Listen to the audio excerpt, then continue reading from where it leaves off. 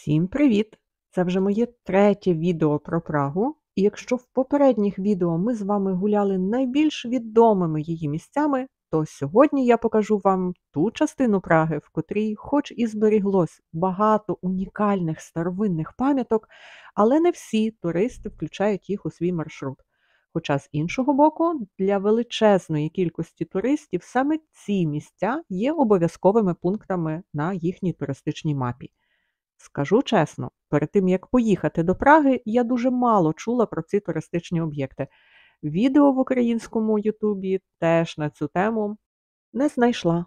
Тому, сподіваюсь, вам буде цікаво дізнатись про цю дільницю старовинної Праги. А розповім вам сьогодні про старовинний єврейський район, який називається Юзефов.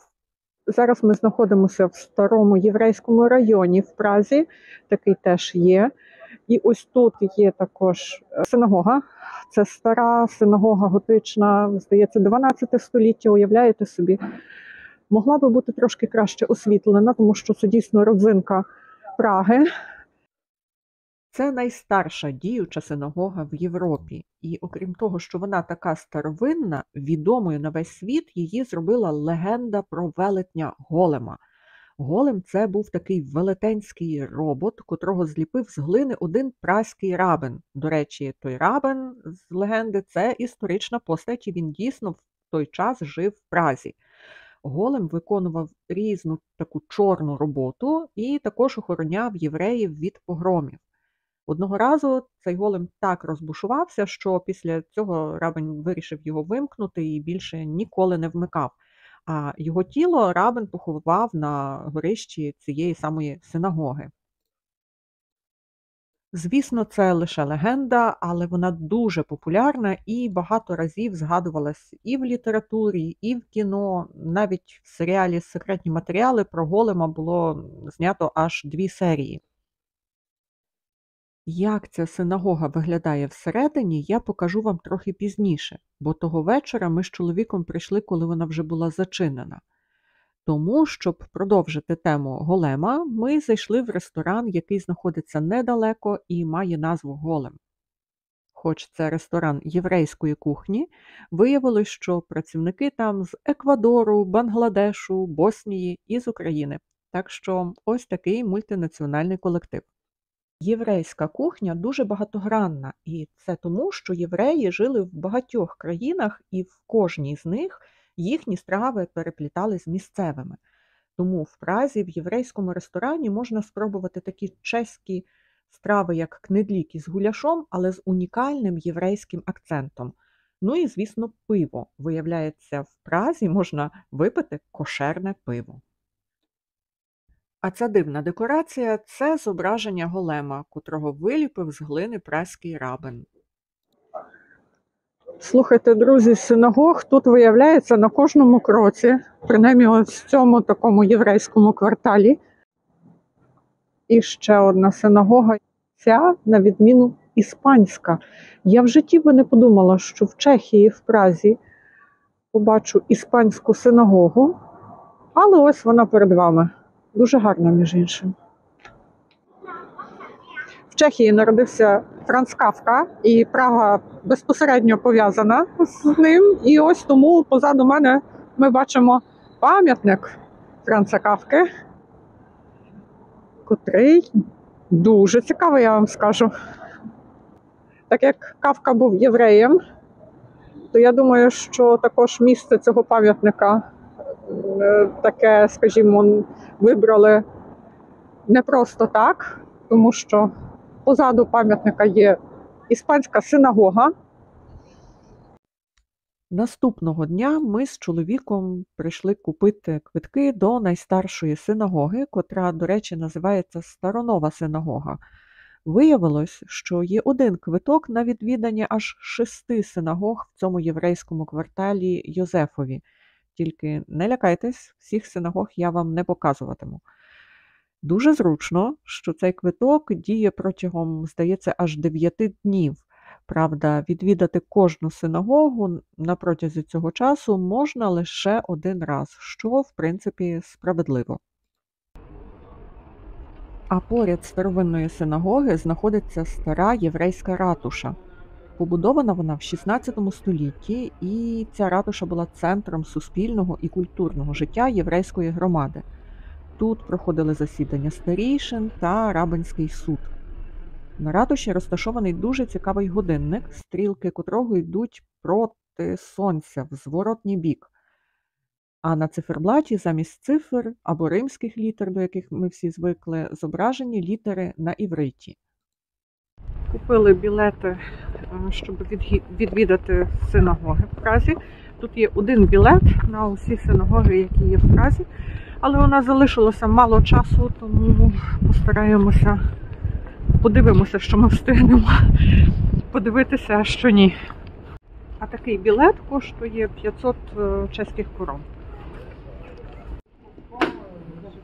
Щоб увійти в цю синагогу, потрібно спуститись сходами. І це не тому, що храм дуже старий і вулиця довкола за віки піднялась.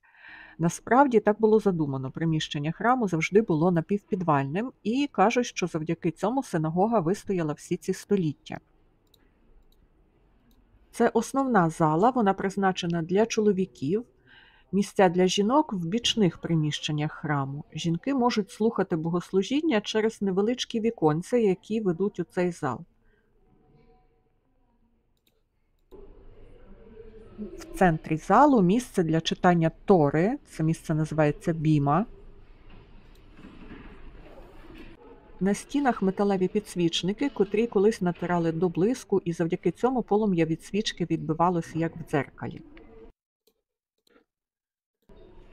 Готичні склепіння мають цікаву форму. В них не 4 ребра, як це переважно буває, а 5. П'яте ребро не має якоїсь фізичної функції, його додали лише для того, щоб візуально форма склепіння не нагадувала хрест. Як в кожній синагозі, на східній стіні є спеціальне місце для скрині з сувоями Тори. Увійшовши в храм, я спочатку не зрозуміла, що це за фотографії людей, розвішані по всьому периметру, але виявляється, що це фото ізраїльтян, котрих викрали палестинці з Хамас. Дуже моторошно було дивитись на ці фото. Неподалік є єврейська їдальня, де подають лише кошерні страви. Мені було дуже цікаво їх спробувати, але виявилося, що після початку військової операції в секторі Газа тут збільшили заходи безпеки і звичайних туристів туди, принаймні наразі, не впускають. Йдемо в ще одне унікальне місце. Його можуть впізнати фани музичного гурту In Excess. Саме це місце було у відеокліпі до однієї з їхніх пісень.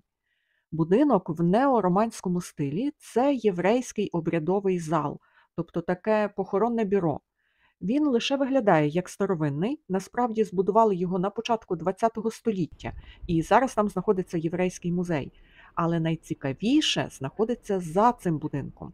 За ним знаходиться одне з найстарших і найбільших єврейських кладовищ. Найстарші поховання на цьому кладовищі датуються з початку 15 століття. І цікавим є те, що впродовж століть це кладовище зростало не в ширину, а в висоту. Справа в тому, що євреї жили в гетто, площа якого була сталою, тому місця бракувало. І саме тому нові поховання робили поверх старих. І таких погрібельних шарів на цьому кладовищі аж 12. Всього на цьому кладовищі поховано близько 100 тисяч померлих. На єврейських кладовищах часто можна побачити, як на могильних плитах лежать камінці. Їх євреї кладуть замість квітів, і ця традиція походить з Ізраїлю, де квіти доволі рідкісні, тому з давніх давен в пустелях, на могилах люди залишали камінці.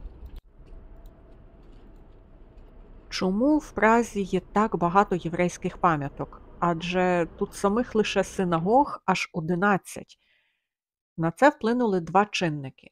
Перший чинник – це те, що євреїв в Празі було дуже багато і жили вони в цьому місті аж з 10 століття. Жили вони окремо від християн, бо міська влада намагалася відсторонити їх від політичного життя, тому в Празі появилось таке єврейське гетто. Єврейська спільнота в місті зростала і згодом стала однією з найбільших в Європі. Уявіть собі, що в 17 столітті євреї становили аж 30% населення Праги. На початку ХХ століття, коли до столиці Чехії почали масово з'їздитись чехи, євреїв у відсотковому співвідношенні поменшало, і вони становили вже 10% мешканців міста. Тобто лише кожен 10-й мешканець Праги був євреєм. Більша частина єврейського населення була знищена під час Холокосту. Але другим чинником, який вплинув на велику кількість єврейських пам'яток в Празі, є те, що в Празі Гітлер хотів створити музей вимерлої раси. Тому в цьому місті єврейські пам'ятки так сильно не знищували. І саме тому тут їх зберіглось багато в порівнянні з іншими європейськими містами. Хоча це ще не означає, що їх не знищували взагалі. Адже перед Другою світовою війною синагог в Празі було аж близько 120. А найгарніша синагога, на мою думку, це іспанська. Називається вона так тому, що побудували її в неомавританському стилі. Це також наймолодша синагога в Празі, але збудували її наприкінці 19 століття на місці найстаршої синагоги. Як я вже говорила, єврейська громада в Празі в середньовіччі була однією з найбільших, якщо не помиляюсь, другою по величині. А найбільшою в Європі була в ті часи єврейська громада в Іспанії. І, можливо, тому ця синагога побудована в такому стилі і називається іспанською. До речі, іспанські євреї називаються сефарди, що буквально означає «іспанці». Сефарди були вигнані з Іспанії в 15 столітті, і після цього вони розселились по різних країнах. Сефарди мають свою мову – ладіно. І ладіно подібна до іспанської, так само як ідиш подібний до німецької. В юдейській традиції жінки перебувають в синагогах окремо від чоловіків, тому тут для жінок призначений весь другий поверх. Тепер в ній знаходиться музей, але приміщення і досі використовують для обрядів єврейської громади. В цій синагозі гарна акустика, і тому тут досить часто проводяться концерти. Вітражі у цій синагозі збереглися ще оригінальні, вони з 19 століття. Чого абсолютно не очікувала побачити в синагозі, так це орган. І я навіть не уявляю собі єврейську музику на органі, і тому дуже шкода, що не вдалося побувати на такому концерті. До речі, хоч тут зараз і музей, і концертний зал, в юдейські свята тут і досі проводять богослужіння, а також тут проходять єврейські весілля. Я думала, що майже 4 днів у Празі мені вистачить, щоб подивитись усе, що мене в цьому місті цікавило. Але ні, не вистачило. Я чомусь впевнена, що в Празі залишилось ще багато цікавих пам'яток, про існування яких я навіть не підозрюю. Тому дуже хочеться повернутися до цього міста. Якщо вам сподобалось це відео, ви можете використати функцію «Супер дякую». Це така спеціальна кнопочка під відео у вигляді серця. Також мені буде приємно, якщо ви поставите вподобайку і підпишетесь на мій канал. А я вам дякую за перегляд і бажаю всього хорошого. До швидкої зустрічі. Бувайте!